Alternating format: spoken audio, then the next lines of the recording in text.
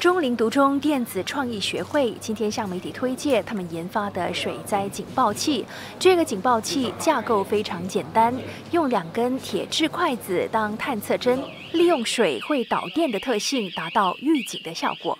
随时要水位慢慢上升，同时动到2个触针的时候，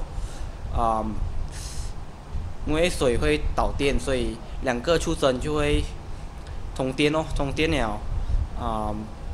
它的电阻就会降低，所以那个主控板 microcontroller 就会测量到有水哦，所以就会触动警铃，还有LED 的警示灯。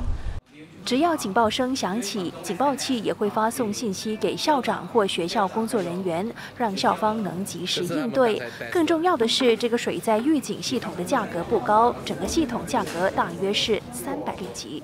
这个东西做得非常好，过后其实也可以分享给一些有宿舍的地方，或者有一些可能大家设备没有这么好，那么经费也没有这么充足，那么可以用最简单的方法，可以有一个至少保安让大家睡觉的时候还是alert。该校的电子创意学会成立于2014年，由拥有电子科技背景的家长、校友以及学生组成。之前也曾发明许多科技品，包括学校建筑物上的大钟和交通电子板等等。